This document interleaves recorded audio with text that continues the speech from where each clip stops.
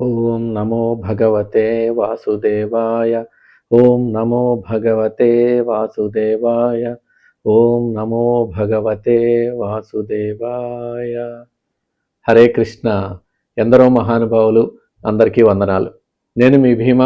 దేవుని యొక్క దయతో అందరూ బాగున్నారని ఆశిస్తా ఉన్నాను. శ్రీపదం అనే ఈ ఉన్నతమైన మార్గానికి మీకు స్వాగతం. ఇక్కడ మనం మాట్లాడుకునే మాటలు మన మనసును ఒప్పించి ఒక ఉన్నతమైనటువంటి మార్గం వైపు ప్రయాణం మొదలుపెట్టేలా చేయాలన్నది సంకల్పం. ఇప్పటికే కనుక మీరు మంచి మార్గంలో ఉంటే అది అత్యున్నత స్థాయికి చేరాలని సంకల్పం చేసుకుంటూ ముందుకు వెళ్దాం రండి. ఇప్పటి వరకు ముందు భాగాల్లో మనం భగవద్గీత 1వ అధ్యాయం పూర్తిగా నేర్చుకున్నాం. అలాగే 2వ అధ్యాయంలో 3 భాగాలు నేర్చుకున్నాం. అంటే దగ్గర దగ్గర 30వ శ్లోకం వరకు మనం నేర్చుకున్నాం. అలాగే ఎవరైనా భాగాలు మిస్ అయితే అవి కూడా తప్పకుండా చూసేటువంటి ప్రయత్నం చేయండి. ఈరోజు మనం 2వ అధ్యాయంలో 31వ శ్లోకం నుంచి 40వ శ్లోకం వరకు నేర్చుకునేటువంటి ప్రయత్నం చేద్దాం. ఒకసారి ముందు శ్లోకాల్లో ఏం నేర్చుకున్నాం అనేది మనం గుర్తు చేసుకుని ఇప్పుడు ప్రస్తుత శ్లోకాల్లోకి వెళ్ళే ప్రయత్నం చేద్దాం. ఒకసారి వెనక్కి తిరిగి చూస్తే కృష్ణుడు అర్జునుడిలో మరణ భయాన్ని, ఆ శోకాన్ని పోగొట్టడానికి అద్భుతమైనటువంటి తర్కాన్ని ప్రయోగించి చెప్తా ఉన్నారు. మనిషికి పాత బట్టలు విడిచి కొత్త బట్టలు ఎలా కట్టుకుంటాలో అలాగే జీర్ణమైనటువంటి శరీరాన్ని వదిలి కొత్త శరీరాన్ని తీసుకుంటుంది ఈ ఆత్మ అనేటువంటిది చెప్పి మరణాన్ని చాలా సాధారణమైనటువంటి విషయంగా చెప్పే ప్రయత్నం చేస్తున్నాడు కృష్ణుడు. అలాగే ఈ ఆత్మను ఆయుధాలు ఏమీ చేయలేవు, అగ్ని దహించలేదు, నీరు తడపలేదు, గాలి ఆర్పలేదు అని చెప్పి మన నిజ స్వరూపానికి ఉన్నటువంటి అజేయమైనటువంటి శక్తిని గుర్తు చేస్తున్నారు భగవంతుడు. అలాగే పుట్టిన వారికి మరణం తప్పదు, మరణించిన వాడికి మళ్ళా జన్మ తప్పదు. ఇది ఒక అనివార్యమైనటువంటి కాలచక్రము. కాబట్టి దీని గురించి ఆలోచించవలసిన అవసరం లేదు అని చెప్పి చెప్తున్నారు. ఇలా ఫిలాసఫీని, తత్వశాస్త్రాన్ని, అంటే సాంఖ్య బుద్ధి అంటాం కదా, దీన్ని ఉన్నది ఉన్నట్లుగా విడమరిచి చెప్పే ప్రయత్నం మనకి భగవంతుడు చేస్తున్నారు. కాబట్టి కేవలం ఫిలాసఫీ అంటే అర్జునుడు యుద్ధం చేస్తాడో లేదో, మళ్ళీ ఇది ఆత్మే కదా, ఇక ఎందుకు యుద్ధం, నేను వెళ్ళి ఎక్కడన్నా కూర్చుని ఉంటాను, తపస్సు చేసుకుంటాను అని చెప్పి అనుకునే ప్రమాదం ఉందని చెప్పేసి ఈ శ్లోకాలతో పాటు అతనికి ఏం చెప్తున్నాడు, ప్రాక్టికాలిటీ అంటే ఆచరణలోకి తీసుకొచ్చి చూస్తే ఎలా ఉంటుంది అనేటువంటి విషయాన్ని బోధించేటువంటి ప్రయత్నం అర్జునుడికి ఇప్పుడు చేస్తున్నాడు. అంటే క్షత్రియ రక్తం అతనిలో ఉంది, ఆ క్షత్రియ రక్తం యొక్క ఉద్దేశం ఏంటి, దాని యొక్క బాధ్యత ఏంటి అని చెప్పేటువంటి ప్రయత్నం 31వ శ్లోకం నుంచి భగవంతుడు చెప్పేటువంటి ప్రయత్నం చేస్తున్నాడు. అవి ఏం చెప్తున్నారు అనేది మనం కూడా చూద్దాం.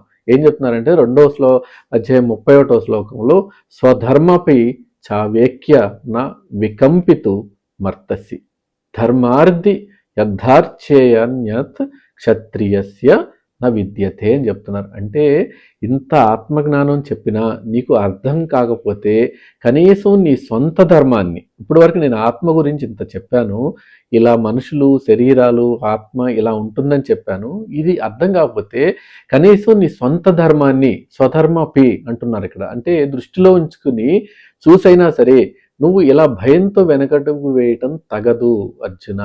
నా వికంపితు మర్హసి అంటే వికంపితుడు కాకు నువ్వు. ఎందుకంటే ఒక క్షత్రియుడు ధర్మం కోసం యుద్ధం చేయాలి. ధర్మాత్ యుద్ధాత్ అని ఉంటుంది కదా ఆ శ్లోకంలో, అలా వస్తుంది. కాబట్టి దీనికి మేలైనటువంటి పని మరొకటి లేదు ఒక క్షత్రియుడికి. కాబట్టి నువ్వు ఇవన్నీ అంతగా నమ్మకం లేకపోయినా నువ్వు క్షత్రియుడిగా నీ ధర్మం ఏమైపోతుంది, అదెందుకు మర్చిపోతున్నావు, నీ బాధ్యతని ఎందుకు మర్చిపోతున్నావు అనేటువంటి అడిగేటువంటి ప్రయత్నం చేస్తున్నాడు. అంటే అతని పాత్రను గుర్తు చేస్తున్నాడు అక్కడ. ప్రతి మనిషికి సమాజంలో ఒక పాత్ర ఉంటుంది, ఆ పాత్ర తగ్గట్టుగా నడుచుకోవటం స్వధర్మం. కాబట్టి అర్జునుడు పుట్టుకతో అతను క్షత్రియుడు యొక్క ధర్మం ఏంటి, అధర్మాన్ని ఎదిరించడం, ధర్మాన్ని రక్షించడం క్షత్రియుడు యొక్క ధర్మం. కాబట్టి ఆ స్వధర్మాన్ని మర్చిపోతే ఎలా అర్జున అని చెప్పేసి గుర్తు చేస్తున్నాడు. అంటే ఒక వ్యక్తి తన సహజ సిద్ధమైనటువంటి బాధ్యత నుండి పారిపోవాలని చూసినప్పుడు అతనికి ఏం చేయాలి అనేటువంటిది గుర్తు చేసేటువంటి వ్యక్తి కూడా ఉండాలి కదా. ఇక్కడ స్వయాన భగవంతుడే గుర్తు చేస్తున్నాడు, నువ్వు క్షత్రియుడివి కాబట్టి నీ ధర్మానికి తగ్గట్లు నువ్వు ప్రవర్తించు అని చెప్పేసి, అంటే యుద్ధం చేయలేసి అని చెప్పేసి మాట్లాడుతూ ఉన్నారు. అలాగే మనం మామూలుగా ఆలోచించాం అనుకోండి, ఒక డాక్టర్ ఉన్నారు, ఆసుపత్రిలో భయంకరమైన అంటువ్యాధి ఒకటి వచ్చింది. ఆ అంటువ్యాధి నాకు వస్తుందేమో అని భయపడి డాక్టరు హాస్పిటల్కి వెళ్లకుండా ఉన్నారనుకోండి, అది ధర్మం కాదు కదా, అది అధర్మం కింద వస్తుంది. కాబట్టి అతనికి రోగులకు చికిత్స చేయటం అతని ధర్మం. కాబట్టి అతను స్వధర్మాన్ని అతను పాటించాలి తప్పకుండా.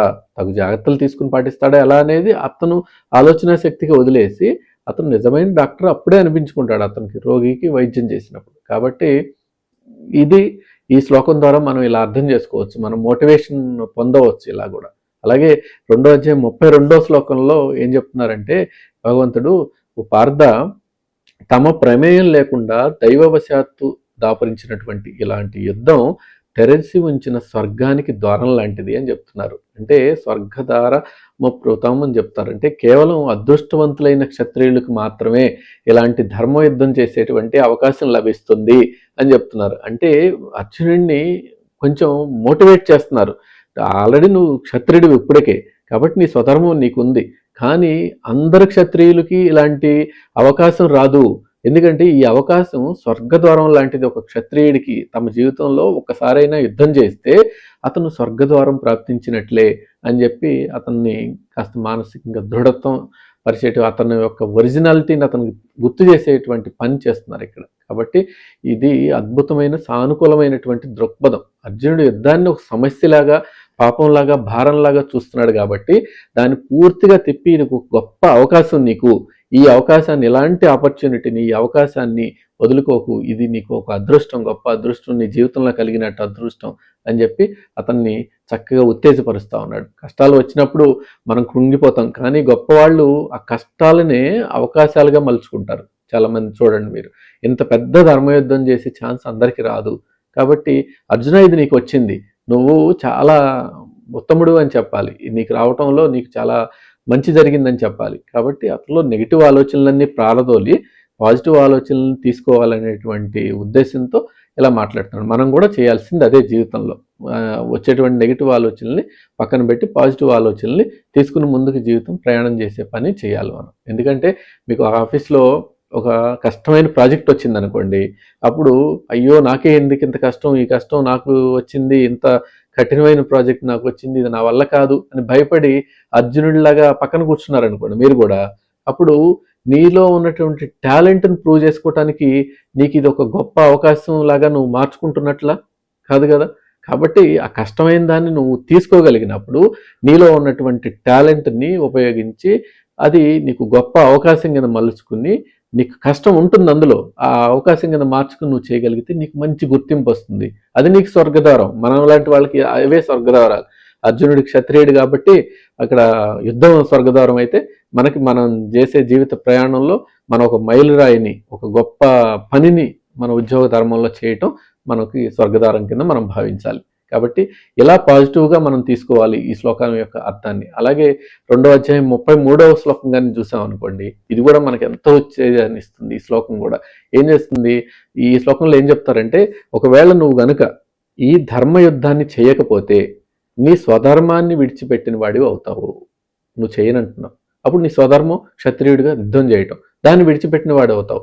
అలాగే ఇప్పటిదాకా నువ్వు సంపాదించుకున్న గొప్ప కీర్తి అది ఏదైతే ఉందో, అర్జునుడు ఎంత వీరుడు అనేటువంటి, ధీరుడు అనేటువంటి గొప్ప పేరు ఏదైతే ఉందో అవన్నీ కోల్పోతావు. స్వధర్మం కీర్తి చ హిత అని చెప్తున్నారు. అంటే పైగా బాధ్యత నుండి పారిపోయావు అన్న పాపాన్ని కూడా నువ్వు మూటగట్టుకుంటావు. ఇలాంటి సమయంలో అర్జునుడు పారిపోయాడని లోకాలన్నీ చెప్పుకుంటాయి. ఇది నీకు తగినది కాదు అర్జున అని అతన్ని సున్నితంగా చెప్పేటువంటి ప్రయత్నం చేస్తాడు. కాబట్టి మనం అర్థం చేసుకోవాల్సింది ఏంటంటే, స్వధర్మాన్ని వదిలేస్తే మనం తీసుకున్న గతిలో మనమే పడిపోయినట్లు. కాబట్టి స్వధర్మాన్ని వదలకూడదు. సమాజంలో ఉన్న కీర్తి ప్రతిష్టలు అన్నీ కూడా పోతాయి మనకి, మన చుట్టూ అలాంటి పని మనం కనుక చేస్తే. కాబట్టి మన పని మనం ఎప్పుడూ చేయాలి, ఆ చేసేది ఎటువంటి అపరాధ భావం లేకుండా చేయాలి మనం అని చెప్పేసి ఇక్కడ కృష్ణుడు మనకు బోధిస్తూ ఉన్నాడు. మనం చేసేటువంటి పనిలో లాభం కోసం పని చేయకపోయినా పర్లేదు, నష్టం జరుగుతుందంటే భయంతోనైనా పనిచేస్తాం కాస్త. కాబట్టి ఇక్కడ మనం తేలిగ్పరుచుకుని చేసేటువంటి ప్రయత్నం చేయాలి ఈ శ్లోకం నుంచి మనం అర్థం చేసుకోవటం. అలాగే ఒక విద్యార్థి ఉన్నాడు అనుకోండి, పరీక్షలు సరిగా చదవకుండా సోమర్థంలో ఉన్నాడు. అప్పుడు వాళ్ళ నాన్న ఏం చెప్తారు, అరే నువ్వు ఇప్పుడు చదవకపోతే ఫెయిల్ అవుతావు, నీ ఫ్రెండ్స్ అందరూ ముందుకు వెళ్తారు, నువ్వు వెనకబడిపోతావు, నలుగురిలో పరువు పోతుంది అంటారు. ఆ తర్వాత జీవితాంతం బాధపడతావు అని మందలిస్తారు.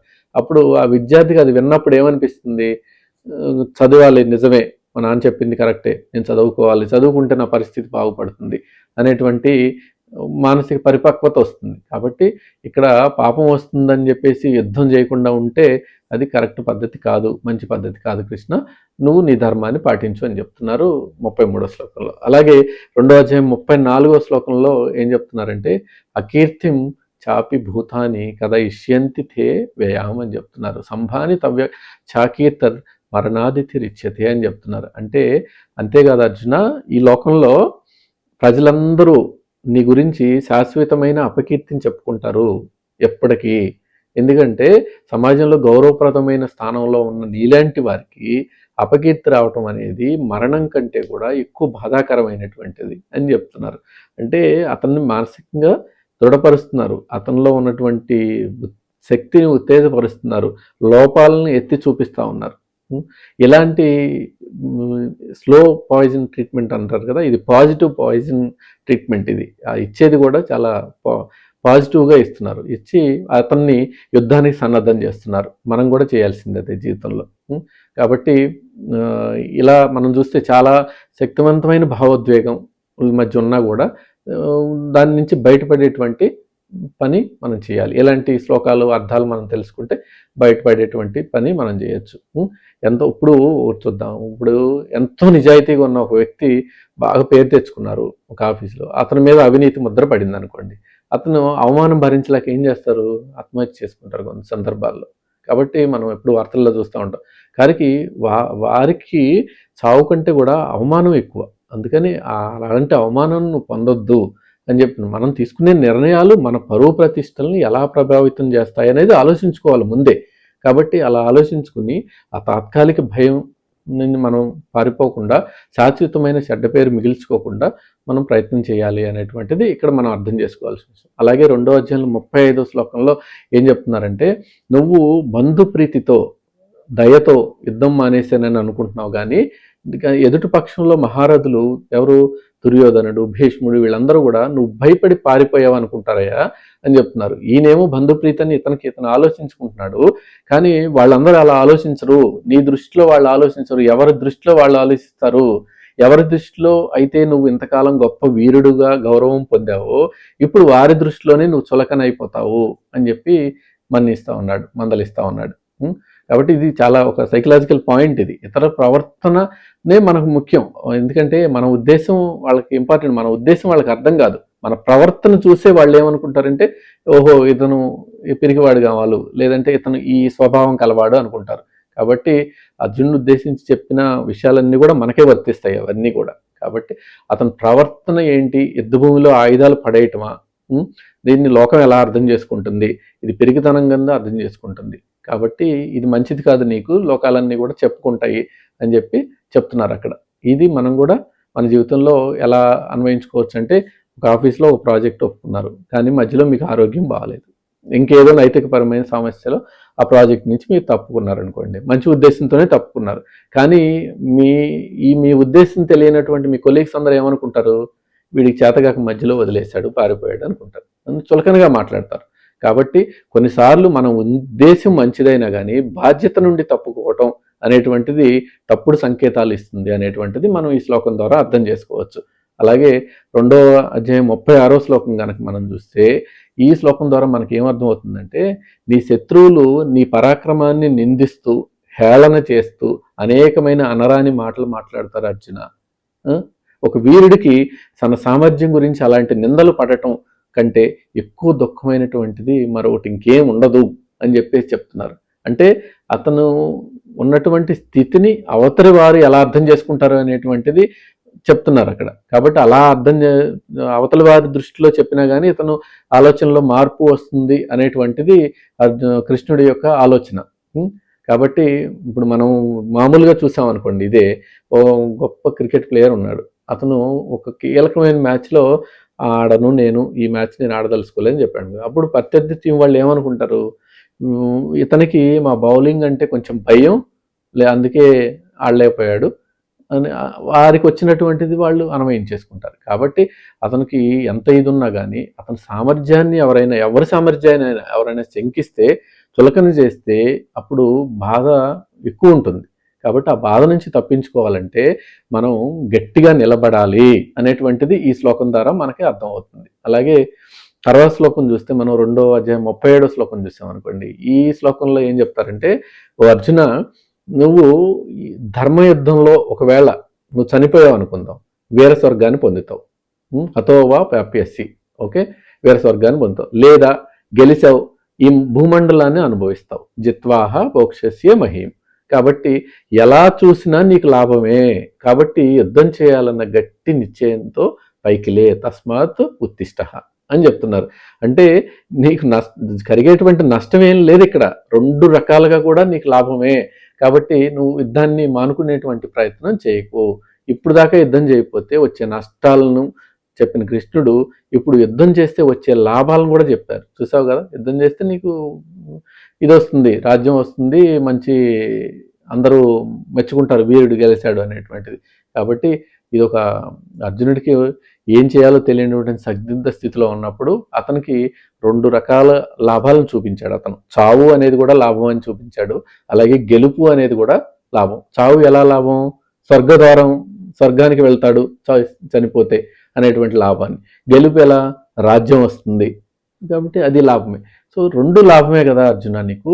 కాబట్టి ఈ ఆలోచన మానేసి ఇంకా లేచి యుద్ధం చేయి. కాబట్టి ఇలా నువ్వు ముందుకు వెళ్తే ఈ స్థితిలోంచి నువ్వు బయటికి రాగలవు అని చెప్పేసి అంటున్నాడు. ఎందుకంటే మనం మామూలు విషయాలు చూసామనుకోండి, మామూలు విషయాలు చూస్తే ఎలా ఉంటుందంటే, ఒక కొత్త బిజినెస్ ఏదైనా స్టార్ట్ చేయాలా వద్దా అని భయపడుతున్నాను అనుకోండి.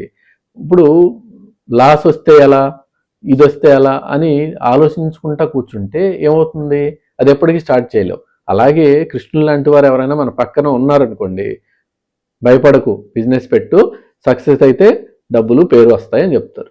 ఫెయిల్ అయితే ఏమొస్తుంది? అద్భుతమైన అనుభవం వస్తుంది.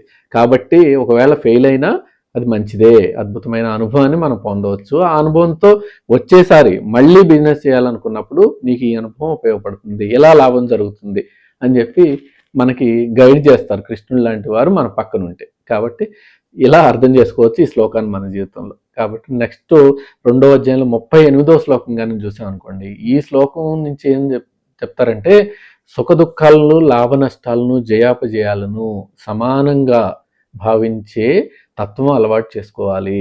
ఆ తర్వాత అలా అలవాటు చేసుకుంటే నీకు ఎటువంటి బాధలు ఉండవు జీవితంలో అని చెప్తున్నారు. ఈ సమబుద్ధితో యుద్ధం చేయ, నువ్వు ఇవన్నీ ఆలోచించక సమబుద్ధితో యుద్ధం చేయి, ఎటువంటి పాపం అంటది అప్పుడు అని చెప్తున్నారు. అంటే సమబుద్ధే కదా మనకు కావాల్సింది. యుద్ధం చేస్తే పాపం వస్తుంది, బంధువులు చనిపోతే దుఃఖం వస్తుంది, ఇలాంటి ఆలోచనలు చేసే కదా అర్జునుడు ఈ స్థితికి చేరాడు. కాబట్టి ఈ పాపం రాదు, ఆ ఫలితం మీద ఆశ పెట్టుకోకు. నువ్వు యుద్ధం గెలుస్తావా ఓడతావా ఏమి అవుతుంది అనేది కాదు, నీ ధర్మాన్ని నువ్వు పాటించి వదిలేసే. గెలిస్తే అయిపోవటం, పొంగిపోవటం, లేకపోతే కుంగిపోవటం లాంటి అవసరం లేదు. ఇలా లేకుండా సమత్వం, అంటే దీన్ని మనం స్థితప్రజ్ఞత అంటాం. స్థితప్రజ్ఞత పాటించేటువంటి ప్రయత్నం చెయ్యి. ఇలా ఉంటే నీకు ఎప్పటికీ ఏ బాధ ఉండదు అనేటువంటి అర్థాన్ని చెప్తున్నాడు మనకి ఈ శ్లోకం ద్వారా. మనం కూడా అర్థం చేసుకోవచ్చు దాన్ని. అలాగే 2వ అధ్యాయంలో 39వ శ్లోకం చూసాం అనుకోండి, మొత్తం 39వ శ్లోకంలో కూడా ఇదే మాట్లాడుతున్నారు. ఏమంటున్నారు? ఓ అర్జున, ఇంతవరకు నేను నీ ఆత్మకు సంబంధించిన జ్ఞానాన్ని మాత్రమే నీకు చెప్పాను. కాబట్టి ఇప్పుడు ఉన్నట్లు విశ్లేషించి నిర్ణయం నువ్వు తీసుకో. కర్మయోగం కూడా నువ్వు పని చేస్తే ఏం లాభం వస్తుంది, చేయకపోతే ఏం వస్తుంది అని చెప్పాను. కాబట్టి ఈ రెండింటి నుండి నువ్వు ఎలా బయటపడతావు అనేది నిర్ణయం ఇప్పుడు నువ్వు తీసుకో. కర్మబంధాల నుంచి విముక్తుడు అవుతావా, లేకంటే ఇప్పుడు ఈ రహస్యాన్ని తెలుసుకుని నువ్వు కర్మ చేస్తావా అనేటువంటి నిర్ణయాన్ని నువ్వు తీసుకో అని చెప్పి చెప్తా ఉన్నాడు భగవంతుడు. కాబట్టి మనం కూడా ఏమో ఆలోచించాలంటే, ఇప్పుడు స్విమ్మింగ్ చేయాలని కోరిక ఉంది మనకి. కాబట్టి పుస్తకాలు చదువుతా కూర్చుంటే స్విమ్మింగ్ వస్తుందా? రాదు కదా. నీళ్ళలో దిగి స్విమ్మింగ్ చేతులు కాళ్ళు క్రమ పద్ధతిలో ఇది చేయటం వల్ల వస్తుంది. కాబట్టి ప్రాక్టికల్ వల్లే నిజం తెలుస్తుంది. మన ఆలోచనలు పుస్తకాలు చదివిన వాటి వల్ల నిజాలు తెలియవు అనేటువంటి అర్థాన్ని మనం ఇక్కడ అర్థం చేసుకోవాలి. కాబట్టి ఇలా జీవితానికి మనం అర్థం చేసుకునేటువంటి ప్రయత్నం చేయాలి. అలా ఈ అధ్యాయంలో ఈ భాగంలో లాస్ట్ శ్లోకం 2వ అధ్యాయంలో 40వ శ్లోకం చూసాం అనుకోండి, ఇది చాలా ముఖ్యమైనటువంటి శ్లోకం. ఈ శ్లోకాన్ని మనం అనేక సందర్భాల్లో ఉపయోగించుకోవచ్చు. ఏంటంటే ఆ శ్లోకం, నేహాభిక్రమనాశోస్తి ప్రత్యవాయో న విద్యతే స్వల్పమప్యస్య ధర్మస్య త్రాయతో మహతో భయాత్ అని చెప్తున్నారు. అంటే ఈ కర్మయోగ మార్గంలో నువ్వు పని చేసేటువంటి మార్గంలో ఒక పనిని ప్రారంభించి మధ్యలో వదిలేసినా దానికి ప్రాబ్లం ఏం లేదు, ఎలాంటి సమస్య ఉండదు. ఎందుకు? స్వల్పం అప్యస్య ధర్మస్య, ధర్మంతో కూడినట్టు పని కొంచెం చేసినా చాలయ్యా, నువ్వు పుణ్యం వృద్ధగా పోదు. అలా అని సరిగా చేయకపోతే దోషం వస్తుంది అనేటువంటి భయం కూడా వద్దు నీకు. ప్రత్యవాయోన విద్యతే అని చెప్తున్నారు. అంటే ఈ ధర్మాన్ని కొద్దిగా ఆచరించగలిగినా సరే ఇది త్రాయతో మహతో భయాత్, గొప్ప భయాన్ని, అంటే నువ్వు ఏదైతే భయాలు పెట్టుకున్నావో ఆ భయాలన్నిటిని నిన్ను రక్షిస్తుంది అని చెప్తున్నారు. ఇది ఎంత లోతైన అర్థం అన్నదో తెలుసా అండి ఇది ఈ శ్లోకం. ఎలా అంటే ఈ సాధకులకి అత్యంత ధైర్యాన్ని ఇచ్చేటువంటి శ్లోకం ఇది. చాలామంది నేను పర్ఫెక్ట్గా లేను, అందుకే అసలు ఇది మొదలు పెట్టలేదు ఒక పని చేయటం, నేను ఈ పని చేయటం రాదు అని అనుకుంటూ ఉంటారు. అలాంటి వాళ్ళు మధ్యలో ఆపేస్తే పాపం వస్తుంది, సగం చేసి అందుకే నాకు పూర్తిగా వచ్చిన తర్వాత వెళ్దాం అప్పుడు చేద్దాం అనుకుంటా. అది అవసరం లేదు. నువ్వు చేసేటువంటి పని ధర్మబద్ధమైతే కర్మయోగం ఏం చెప్తుందంటే ఇది కొంచెం చేసినా చాలు, నీకు దానికి తగ్గ ఫలితం నీకు వస్తుంది. ఫలితాన్ని నువ్వు ఆశించుకో, కానీ దానికి తగ్గ ఫలితం నీకు వృధాగా పోదు, వస్తుంది అని చెప్తుంది. దీన్నే మన సైకాలజీలో అంటే పవర్ ఆఫ్ టినీ హ్యాబిట్స్ అంటారు. అంటే చిన్న చిన్న కొంచెం కొంచెంగా పనులు మొదలు పెట్టండి, ఆ పనులు మిమ్మల్ని పెద్ద ప్రమాదాల నుండి కాపాడతాయి అని చెప్పి మనం పాజిటివ్ ఆలోచనని ఇక్కడి నుంచి మనం తీసుకోవచ్చు. సో మనం ఎలా ఆలోచించవచ్చు అంటే రోజు 1 గంట వ్యాయామం చేయాలి, గంట నాకు సమయం లేదు కాబట్టి నేను వ్యాయామం చేయట్లేదు అనుకుంటాం. ధ్యానం చేయాలి గంట, లేదు. అరే అలా ఎందుకు ఆలోచించాలి? 5 నిమిషాలు ఉంది నీకు సమయం, 5 నిమిషాలు చేయి కదా. ఆ 5 నిమిషాల్లో వచ్చేటువంటి ఫలితం ఏదైతే ఉందో అది నీకు ఎంతో ఉపయోగపడుతుంది కదా. అంటే 1 నిమిషం చేసినా ఉపయోగపడుతుంది కదా. 5 నిమిషాలు లేక నా దగ్గర గంట ఉన్నప్పుడే చేస్తాను అని చెప్పడం ఎంతవరకు కరెక్టు? ఉన్న సమయాన్ని కొంచెం చేసినా కానీ ఎంత కరెక్ట్? కాబట్టి చిన్నదైనా కానీ స్వల్పం అప్యస్య ధర్మస్య, ధర్మంతో కూడిన పని అతి చిన్నదైనా కానీ చేయటానికి మనం ప్రయత్నించాలి అనేటువంటిది ఇక్కడ మనకి అర్జునుడి ద్వారా మనందరికి కూడా చెప్పేటువంటి ప్రయత్నం చేస్తున్నాడు భగవంతుడు. కాబట్టి ఇప్పటి వరకు ఈ భాగాన్ని ఇక్కడతో ముగించే ప్రయత్నం చేద్దాం. సో వచ్చే భాగంలో మనం ఏం చేద్దామంటే ఏం నేర్చుకోబోతున్నాం అంటే జీవితంలో సక్సెస్ కావాలంటే మన బుద్ధి ఎలా ఉండాలి, అలాగే వేదాల్లో చెప్పిన స్వర్గ సుఖాల కోసం, భోగాల కోసం అనేక రకాల కర్మలు చేసేవారిని కృష్ణుడు అవివేకులు అని మాట్లాడతారు. ఈ స్వర్గ సుఖాలు ఇవన్నీ కావాలి, భోగాలు కావాలనే వారందరూ కూడా అవివేకుల కింద లెక్క అని ఎందుకు అలా చెప్పారు అనేటువంటి విషయాలు, అలాగే త్రిగుణాల గురించి, వాటిని దాటడం ఎలా, నిస్త్రైగుణ్యోభవ అర్జున అని చెప్తారు అక్కడ. ఈ త్రిగుణాలని, సత్వరజో తమో గుణాలని ఎలా మనం దాటాలి అనేటువంటి విషయాన్ని కూడా మనకి వచ్చే భాగంలో నేర్చుకునేటువంటి ప్రయత్నం చేద్దాం. ఇది తప్పకుండా వచ్చే భాగం కూడా కంటిన్యూగా చూసేటువంటి ప్రయత్నం చేయండి. ఇలా కొత్త పద్ధతిలో సైకాలజీ సబ్జెక్టు అనువదించుకుంటూ మన నిత్య జీవితానికి ఈ శ్లోకాలన్నీ అనువదించుకుంటూ భగవద్గీత చెప్పడం మీ అందరికీ నచ్చిందని భావిస్తున్నాను. నచ్చితే ఈ శ్రీపాదం ఛానల్ని షేర్ చేయండి, లైక్ చేయండి, అలాగే సబ్స్క్రైబ్ కూడా చేసుకోండి. ఇలాంటి మంచి విషయాలు మరింత మందికి చేరేటువంటి అవకాశం కల్పించండి. ఇప్పటివరకు చెప్పిన విషయాల్లో ఏదైనా తప్పులుగా మీరు భావిస్తే పెద్ద మనసుతో క్షమించండి. నమస్కారం, మీ భీమ.